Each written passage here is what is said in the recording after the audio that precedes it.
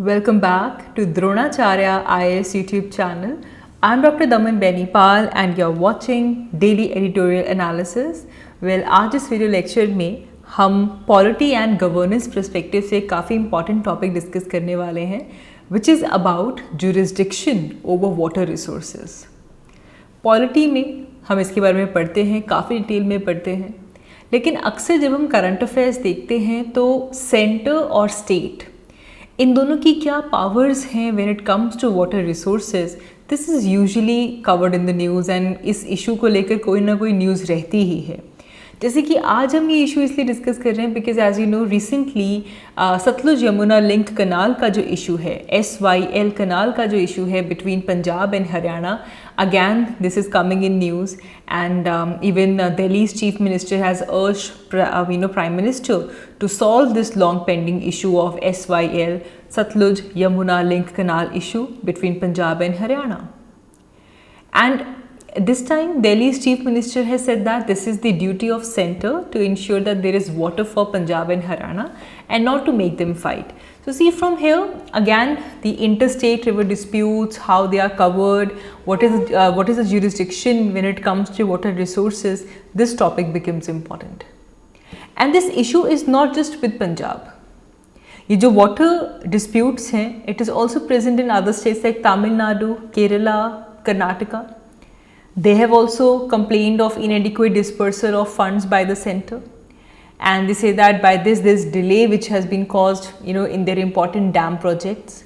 So states have also, we have certain news in which we see that states are accusing the center of hogging the credit for developments by the state government in their areas. So when it comes to subjects like electricity, water resources, law and order, judiciary, finance, हमेशा centre और state के बीच में एक power overlap हमें देखने के लिए मिलता है, जिसकी वजह से एक टसल सेंटर और स्टेट के बीच में बनी रहती है ऑन ऑल सच इश्यूज. और आज हम यहाँ पे बात करने वाले हैं वाटर रिसोर्सेज की, because again our newspapers articles are full of such articles. तो सबसे पहले बिल्कुल बेसिक से शुरू करेंगे. लेट्स अंडरस्टैंड कि इंडिया में जो वाटर है उसके ऊपर किसकी जुरिस्डिक्शन है.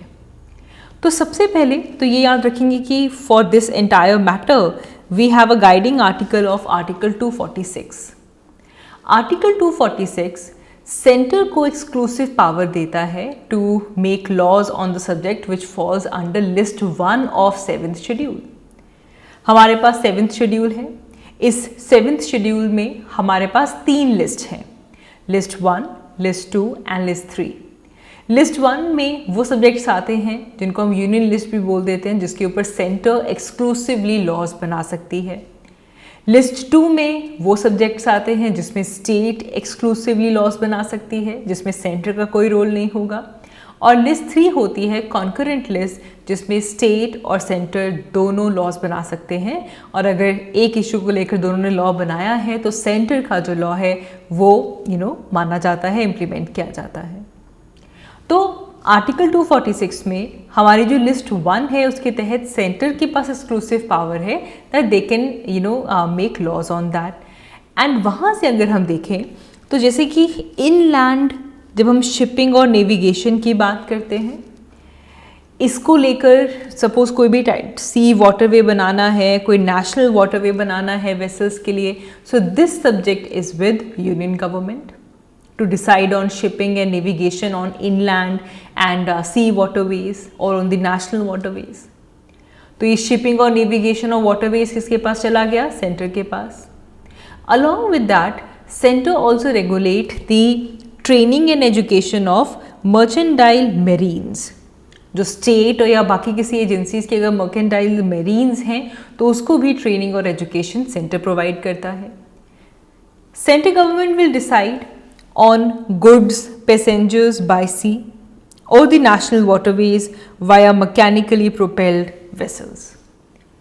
गुड्स और पैसेंजर्स किस तरह इसकी मूवमेंट होगी, इसे लेकर जो भी लॉज हैं वो यहाँ पे सेंटर बनाएगा. Centre also regulate and develop interstate reverse and river valley. तो जो इंटरस्टेट रिवर्स हैं उनकी रेगुलेशन और डेवलपमेंट भी सेंट्रल गवर्नमेंट के पास जाती है.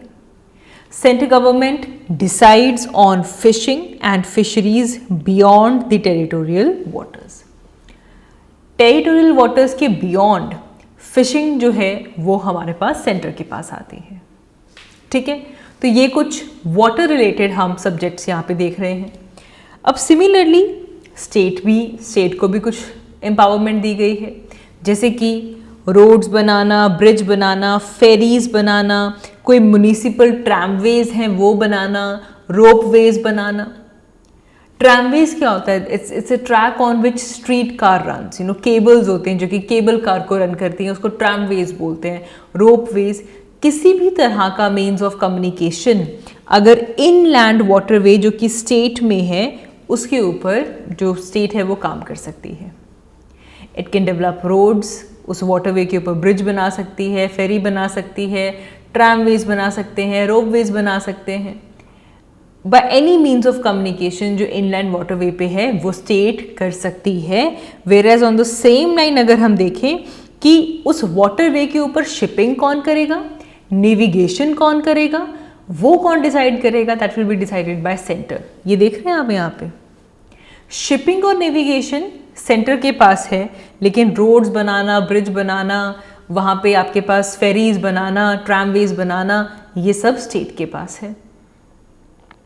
State government will decide on water supply, irrigation and canals, drainage, embankment, water storage, water power, ये सारा किसके पास गया? स्टेट के पास गया। कितनी वाटर सप्लाई कहाँ जानी है, इरिगेशन करनी है, कनाल, ड्रेनेज, ये सब स्टेट गवर्नमेंट के पास आता है। और इस लाइन के ऊपर अगर हम देखें तो हमारे पास जो सेंटर है, it can develop the interstate river and valleys. Then along with this states की अगर हम बात करें, states they can impose tax on goods and passengers which are carried by road or inland waterways. Inland waterways के ऊपर जो taxes हैं वो state government लेवाई कर सकता है। State government will decide on navigation and shipping on inland waterways. तो यहाँ पे अगर आप देखें तो कुछ चीज़ों में ओवरलैप हो गया। Decide on shipping and navigation on inland waterways via mechanically propelled vessels. The same was over here. This is exactly same.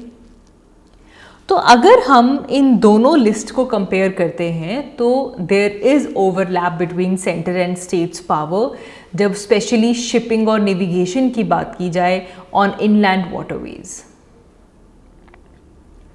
ये पूरा का पूरा जो क्लॉज है, decides on shipping and navigation, this is exactly same over here for the state and again exactly same for the center. तो इसीलिए हम कह रहे हैं कि भाई जब बात आती है कि शिपिंग और नेविगेशन की बात आती है तो सेंटर और स्टेट की जो पावर्स हैं वो ओवरलैप करती हैं। Then development of water supplies, canals, river bank, ये भी एक कॉन्फ्लिक्ट है। So one of the major जो वाटर रिलेटेड टास्क हैं that is given to centre and which is interstate river disputes. Interstate rivers का जिम्मेवारी सेंटर के पास है एंड इंटरस्टेट रिवर डिस्प्यूट्स से डील करने के लिए हमारे पास आता है interstate river water dispute act 1956। इसको अमेंड भी किया गया था, 2019 में इसे अमेंड किया गया था, लेकिन अभी तक अपर हाउस आपका जो राज्यसभा है वहाँ से इसको क्लियरेंस नहीं मिली है। सो इंडिया में रिवर डिस्प्यूट्स किस तरह रिजॉल्व किए जाते हैं? पहली चीज़, we have interstate river water dispute act 1956। So any state they can request the centre and they can refer an interstate river dispute to a tribunal for education. कोई state है वो सेंटर को request करती है कि भाई हमारी ये जो इंटरस्टेट रिवर डिस्प्यूट है इसको एक ट्रिब्यूनल के पास भेजा जाए फॉर एजुकेशन। सो स्टेट से यहाँ पे बात शुरू हो रही है। Now if the centre feels that the negotiation can not settle the dispute, अगर उनको ऐसा लगता है कि भाई नेगोशिएशन से डिस्प्यूट सेटल डाउन नहीं होगा, it may set up a water dispute tribunal within 1 year. पहली बारी में ट्रिब्यूनल के पास गया कि भाई सेटल डाउन कर लो मैटर, लेकिन अगर लगता है कि ये भाई इस नेगोशिएशन सेटल डाउन नहीं होगा, देन जो सेंटर है वो वाटर डिस्प्यूट ट्रिब्यूनल 1 साल के अंदर अंदर कंप्लेंट के सेटअप कर सकती है। फिर ट्रिब्यूनल के पास ट्रिब्यूनल डिसाइड करेगा इस मैटर के ऊपर विद इन 3 ईयर्स, और वो जो कंप्लेन है टाइम पहले 3 ईयर्स का था, लेकिन it can be extended to further 2 years as well. लेकिन अगर दोबारा ट्रिब्यूनल के पास कंसिडरेशन के लिए आया, in that matter tribunal must submit a report to centre within 1 year, and again it can be extended अगर ज़रूरी लगा तो। यहाँ पे हमें जो याद रखना है वो ये है कि इस ट्रिब्यूनल ने जो भी डिसीजंस लिए that are final and binding, and then they are published in the official gazette, and tribunal के द्वारा लिया गया डिसीजन का सेम फोर्स है, सेम ऑर्डर है जिस तरह सुप्रीम कोर्ट के किसी डिसीजन का होता है। सो सेंटर में create a scheme as well जिससे कि उस डिसीजन को इम्प्लीमेंट कर पाए, and it is also tasked with maintaining a data bank for each river basin in the country. ठीक है, अब 2019 में जो बिल आया था उसमें कुछ चेंजेस प्रपोज किए गए कि जो मैकेनिज्म है जिससे कि ये इश्यूज को डिसॉल्व किया जाता है एग्जिस्टिंग ट्रिब्यूनल्स को यूज़ करके, कि इन सबको जितने भी ऑनगोइंग डिस्प्यूट्स हैं उनको ट्रांसफ़र किया जाए to the interstate river water dispute tribunal, और उस ट्रिब्यूनल के मल्टीपल बेंचेस बन सकते हैं। ये अमेंडमेंट बिल में प्रपोज किया गया। Then it also constitutes a dispute resolution committee, किसी भी रिवर डिस्प्यूट के लिए especially with the central government member, expert and members of each political party जो इन्वॉल्व हैं इस इशू को विद इन 1 ईयर एक तक सॉल्व करने के लिए, जिसको 6 मंथ्स के लिए एक्सटेंड किया जा सकता है, एक डिस्प्यूट रेजोल्यूशन कमिटी भी कॉन्स्टिट्यूट की जाती है। अगर इस कमिटी के अंदर भी डिस्प्यूट रिजॉल्व नहीं हुआ तब ये ट्रिब्यूनल के पास जाएगा, जिसमें सेंट्रल गवर्नमेंट मिनिस्टर्स प्रेजेंट होंगे और सुप्रीम कोर्ट जज के नॉमिनीज होंगे। समझ रहे हैं? अभी सीधा ट्रिब्यूनल के पास जाता है, फिर इंटरस्टेट ट्रिब्यूनल सेटअप हो जाता है। इस अमेंडमेंट में कहा गया कि पहले आप डिस्प्यूट रेजोल्यूशन कमेटी के पास भेजें, वहाँ पे भी अगर सॉल्व नहीं हुआ तो ये ट्रिब्यूनल के पास आएगा।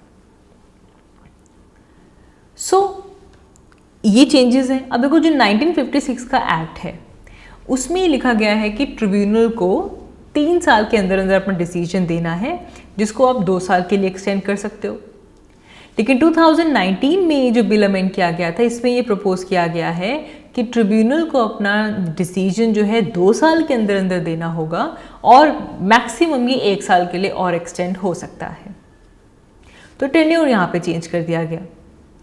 उसके अलावा 1956 के एक्ट में ये भी कहा गया है कि जो ट्रिब्यूनल का डिसीजन है वो सेंट्रल गवर्नमेंट पब्लिश करेगी इन दी ऑफिशियल गेजेट, और जिस तरह सुप्रीम कोर्ट के ऑर्डर का इफेक्ट होता है सिमिलरली इस डिसीजन को भी वैसे ही उसका भी सेम इफेक्ट होगा। अभी जो न्यू बिल आया है, प्रपोज किया गया था, जो कि अभी राज्यसभा में पेंडिंग है, उसमें ये रिक्वायरमेंट को रिमूव कर दिया गया कि भाई ऐसे पब्लिकेशन की ज़रूरत नहीं है। इट एड्स दैट कि जो डिसीजन जो ट्रिब्यूनल के बेंच ने लिया है it will be final and binding on the parties, उसमें कोई फ़र्क नहीं है, अभी भी ये फाइनल और बाइंडिंग ही है, सिर्फ ये है कि इसको ऑफिशियल गैजेट में रिलीज नहीं किया जाएगा। And then centre is also mandated कि उन्हें इस तरह की स्कीम बनानी होगी जिससे कि ट्रिब्यूनल का जो डिसीजन है वो इम्प्लीमेंट हो सके। ना जो हमने इस वीडियो की स्टार्टिंग में कहा था, इंडिया में बहुत सारे रिवर डिस्प्यूट्स हैं। मेजर रिवर डिस्प्यूट्स की बात करें तो सबसे पहले कावेरी डिस्प्यूट डिस्कस कर लेते हैं। Kaveri dispute which is going on between Karnataka and Tamil Nadu.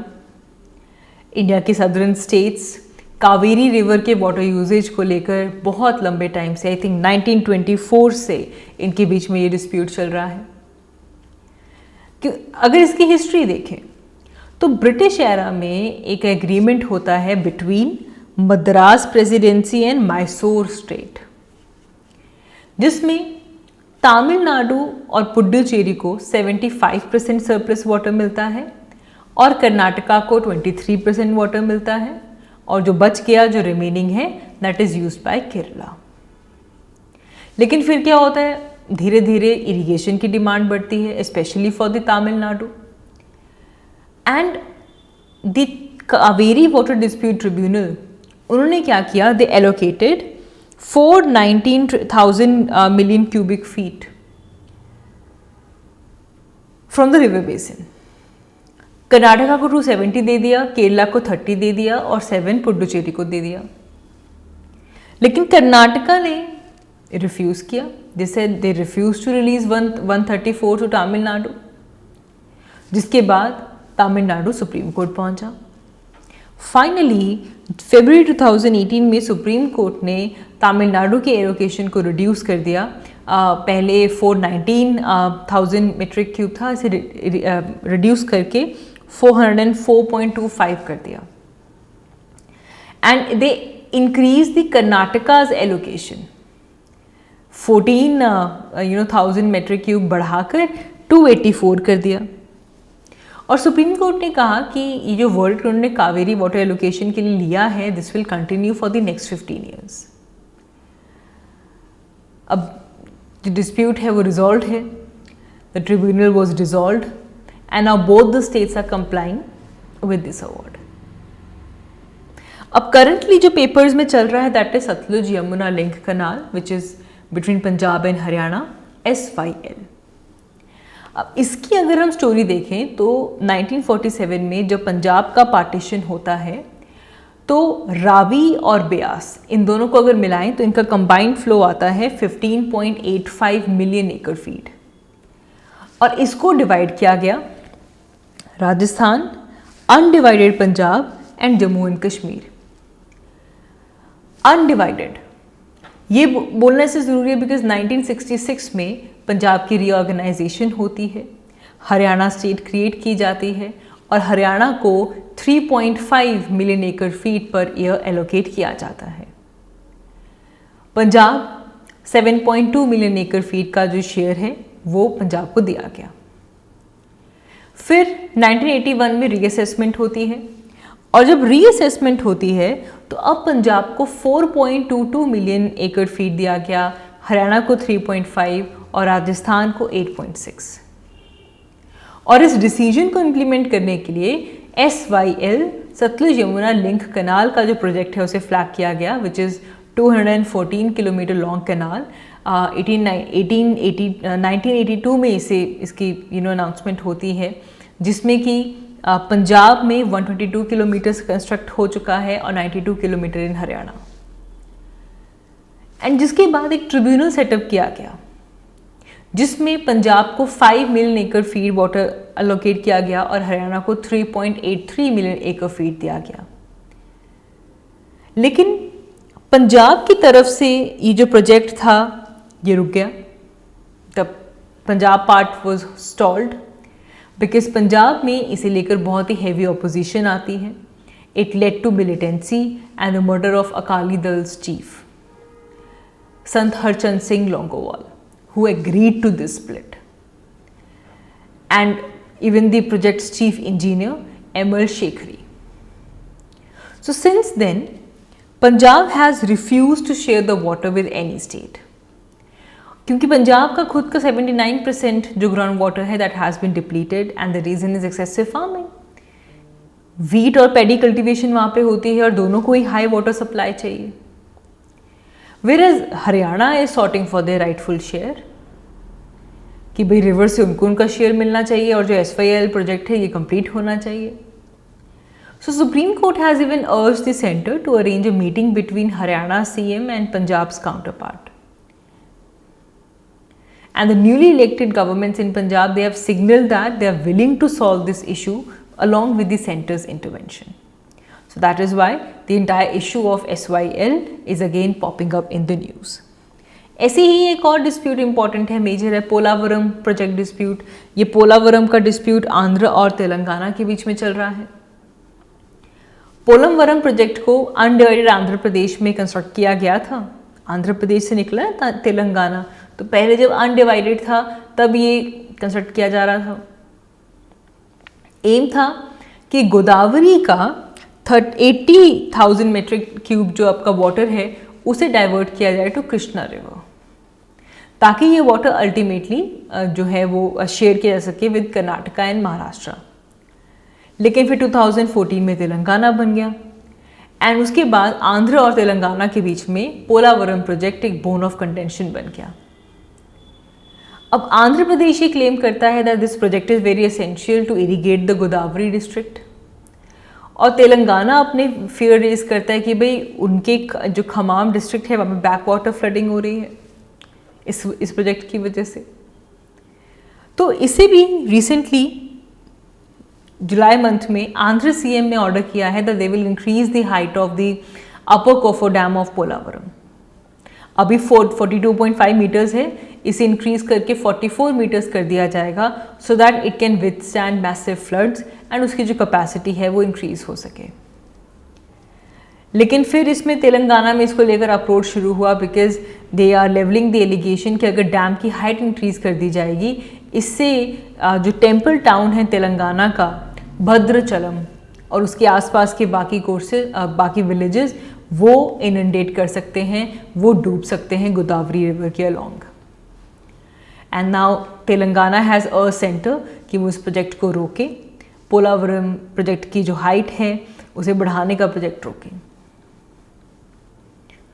And this said कि अगर पोलावरम का फुल टैंक लेवल अगर 45.7 मीटर्स पे आता है तो इससे 40.55 फीट बैक वाटर्स क्रिएट होते हैं at Bhadrachalam and this will flood of Godavari tributaries, Pranahita, Sabari, Indravati, इन सब में फ्लड्स आ जाएंगे। तो इसलिए ये भी अपनी वजह से न्यूज़ में रहता है। इसके अलावा अब देखो यहाँ पे तो हम देख रहे हैं कि इंटर स्टेट डिस्प्यूट है। क्या कभी स्टेट लेवल वाटर डिस्प्यूट्स होते हैं, स्टेट लेवल वाटर इशू होता है? देखो स्टेट लेवल पे क्या होता है, हर एक गवर्नमेंट लॉज बनाती है कि स्टेट में डिस्ट्रिक्ट्स में वाटर मैनेजमेंट किस तरह होगी, इंडस्ट्रीज़ वाटर यूजेज कैसे करेंगी, वाटर ट्रीटमेंट कैसे होगा, वाटर टैरिफ कितना है, सीवेज वाटर कैसे जनरेट किया जाएगा, कैसे मैनेज किया जाएगा। तो ये स्टेट लेवल पे होता है। यहाँ पे एक एग्जांपल आता है हरियाणा का। हरियाणा में Haryana water resources conservation regulation management authority act है। इट इज़ एन एग्जाम्पल जिसमें अथॉरिटी टैरिफ फिक्स करती है for all kind of water uses and they also set rules कि भाई ट्रीटेड वाटर को जो वेस्ट वाटर है उसे कैसे ट्रीट करना है, कैसे यूज़ करना है, कैसे डिस्पोज करना है। ऐसे ही कर्नाटका ने भी कैसे लॉ पास किया था, you know which was pass the Bangalore water supply sewerage act, जिसमें रेन वाटर हार्वेस्टिंग के लिए स्ट्रक्चर्स प्रोवाइड किए जाएंगे ताकि जो डिपेंडेंसी है कावेरी रिवर के ऊपर या फिर अंडरग्राउंड वाटर के ऊपर वो रिड्यूस हो सके। एंड रेन वाटर हार्वेस्टिंग से ऑफ कोर्स अर्बन फ्लडिंग जो है वो कम होगा। आंध्र प्रदेश और केरला जैसी स्टेट्स ने भी इरिगेशन को लेकर जो लॉज हैं, वाटर कंजर्वेशन को लेकर जो लॉज हैं वो पास किए हैं to stop the river pollution. और वाटर सप्लाई कितनी इरिगेशन के लिए कितना वाटर सप्लाई मिलेगा उसके ऊपर लिमिट सेट किया जाए और अगर कोई इसे वायलेट करता है तो उनको पिनलाइज किया जाए। तो states they manage the rivers, they prevent it from pollution, but central government will take the river cleaning project. जैसे कि इंडिया का एक मेजर रिवर क्लीनिंग प्रोजेक्ट है national mission for clean Ganga, वो सेंटर का है, लेकिन स्टेट लेवल पे जो स्टेट्स हैं वो रिवर्स को मैनेज करती हैं। ठीक है, तो ये बहुत ही इंपॉर्टेंट टॉपिक हमारा पॉलिटी से रहता है कि किस तरीके से centre inter state water disputes को हैंडल करती है। और अब तुमने ये भी देख लिया कि जो रिवर डिस्प्यूट एक्ट 1956 है उसकी कौन कौन सी प्रपोज्ड अमेंडमेंट्स हैं and how these amendments can empower centre to resolve the issue, right. So that is all for this video. आज की इस वीडियो के लिए इतना ही। Thank you so much for watching. I will see you all in my next one. Thank you so much.